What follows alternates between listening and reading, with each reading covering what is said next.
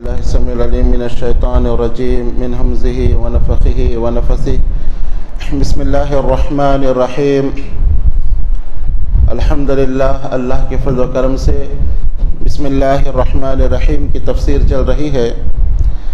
کل کے درس میں ہم نے معلوم کیا تھا کہ بسم اللہ کو کب کہنا چاہیے، تو آپ نے یہ جانا کہ وضو کے شروع سے پہلے ہمیں بسم اللہ کہنا چاہیے۔ اسی طرح نماز کے شروع میں بسم اللہ الرحمن الرحیم کہنا چاہیے، جو سورہ فاتحہ کی ایک مستقل آیت ہے، تو اس کے شروع میں بسم اللہ الرحمن الرحیم پڑھنا چاہیے۔ تیسرا وہ موقع ہے جہاں شریعت نے بسم اللہ الرحمن الرحیم کہنے کا حکم دیا، وہ ہے خط نویسی یا کوئی میٹر آپ لکھ رہے ہوں تو بھی بسم اللہ الرحمن الرحیم لکھنا چاہیے۔ یہ نبی اکرم صلی اللہ علیہ وسلم کی سنت ہے۔ بہت سارے لوگ یہ کہہ کر بسم اللہ الرحمن الرحیم نہیں لکھتے کہ اگر ہم اس میں بسم اللہ الرحمن الرحیم لکھیں گے تو اس کی توہین ہو جائے گی، پتہ نہیں اس خط کو لوگ کہاں کہاں پھینک دیں گے اور بسم اللہ الرحمن الرحیم کی توہین ہوگی، تو اس ڈر سے لوگ بسم اللہ الرحمن الرحیم نہیں لکھتے اور دوسرے الفاظ لکھ دیتے ہیں۔ کوئی لکھتا ہے بسمہ تعالی، کوئی لکھتا ہے بسمک اللہم، تو یہ تمام الفاظ سنت سے ثابت نہیں ہیں۔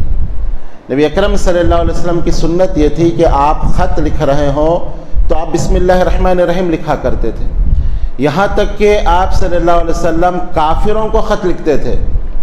ہرقل جو بادشاہ تھا روم کا، اس کو آپ خط لکھ رہے ہیں تو آپ لکھ رہے ہیں کہ بسم اللہ الرحمن الرحیم من محمد بن عبداللہ ورسولہ الی ہرقل۔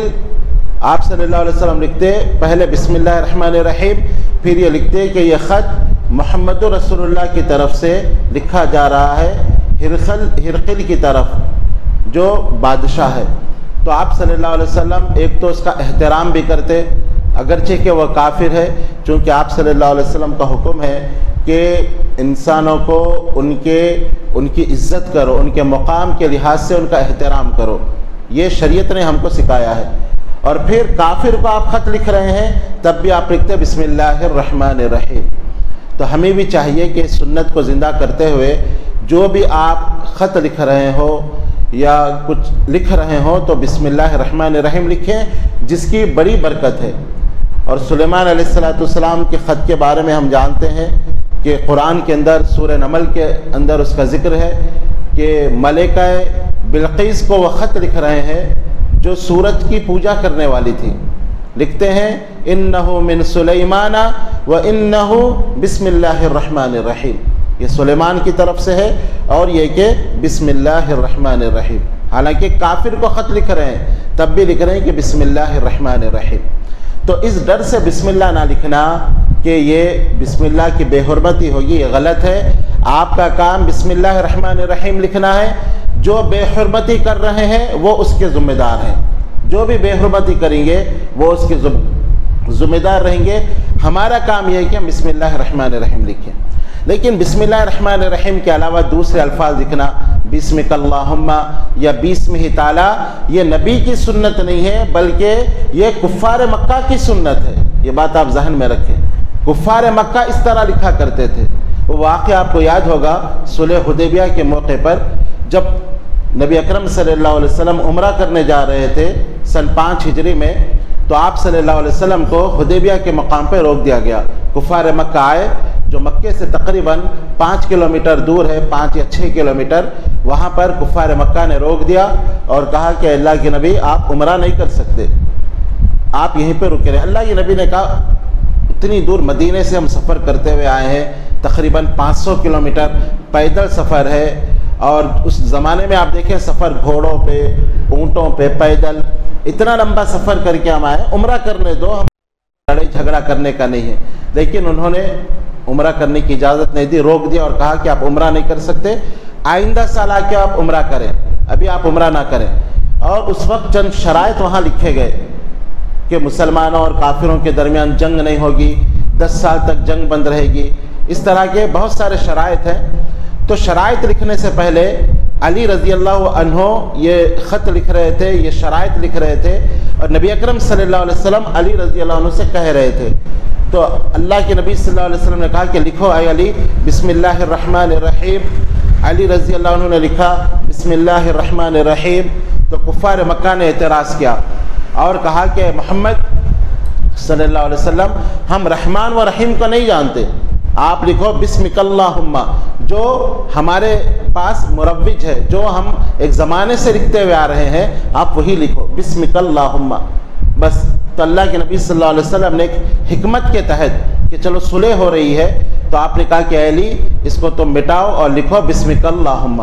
تو بسمک اللہم یا بسمہ تعالی جو خط سے پہلے ہمارے پاس لکھنے کا رواج ہے، یہ کفار مکہ کا طریقہ ہے۔ نبی اکرم صلی اللہ علیہ وسلم مکمل طور پر بسم اللہ الرحمن الرحیم لکھا کرتے تھے۔ تو آپ صلی اللہ علیہ وسلم نے کفار مکہ کی خواہش پر بسمک اللہم لکھوایا، اور بھی لمبی بحث ہے، خیر وہ ہمارا موضوع نہیں ہے۔ موضوع یہ ہے کہ ہر کام کرنے سے پہلے، کوئی خط لکھنے سے پہلے، کوئی چیز لکھنے سے پہلے بسم اللہ الرحمن الرحیم لکھنا چاہیے۔ یہ نبی اکرم صلی اللہ علیہ وسلم کی سنت ہے اور اس کی بڑی برکت ہے۔ بہت سارے لوگ بسم اللہ الرحمن الرحیم کی توہین کے ڈر سے 786 لکھ دیتے ہیں بسم اللہ الرحمن الرحیم کے ناموں کو جوڑ کر۔ ایک ہے ابجد اوز، ابجد اوز یہ ناموں کی حرفوں کی گنتی ہے۔ ابجد الف کا 1 نمبر دیتے ہیں، با کا 2 نمبر، جیم کا 3 نمبر، دال کا 4 نمبر ابجد اوز، عین کا 5 نمبر، واو کا 6 نمبر اور ضاد کا 7 نمبر۔ اس طرح نمبروں کو جوڑ کر نام سے نمبروں کو نکالا جاتا ہے۔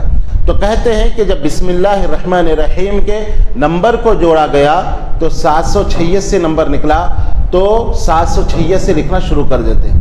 یہ عجیب بات ہے کہ آپ قرآن کی آیتوں کو آپ نمبر دے رہے ہیں، یہ کتنی بڑی توہین ہے۔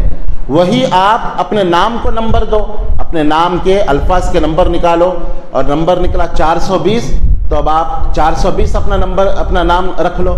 کوئی یہ کرنے کے لیے تیار نہیں۔ کوئی اگر آپ کے نام کے نمبروں کو لے کر وہ 420 ادھر تو کیا آپ کو پسند آئے گا؟ کیا آپ پسند کریں گے یہ چیز؟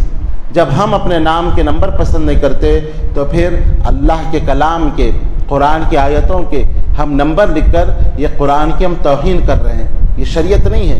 اگر اس طرح نمبر آپ لکھنا شروع کر دیں تو پھر کوئی نکالے گا سورہ فاتحہ کے نمبر آ گئے 3206، تو اب نماز میں سورہ فاتحہ پڑھنے کی ضرورت ہی نہیں ہے۔ اللہ اکبر ہاتھ باندھے، سورہ فاتحہ کا نمبر پڑھ لو 3206۔ رکوع میں جب جائیں رکوع کا نمبر پڑھ لو، تو یہ تو ایک توہین ہوگی۔ تو یہ نمبر یہ شریعت نہیں ہے، یہ دین کا مذاق ہے۔ شریعت نے ہم کو یہ سکھایا کہ آپ کچھ بھی کام کر رہے ہو تو بسم اللہ الرحمن الرحیم کہیں تاکہ اس کی برکت آئے گی۔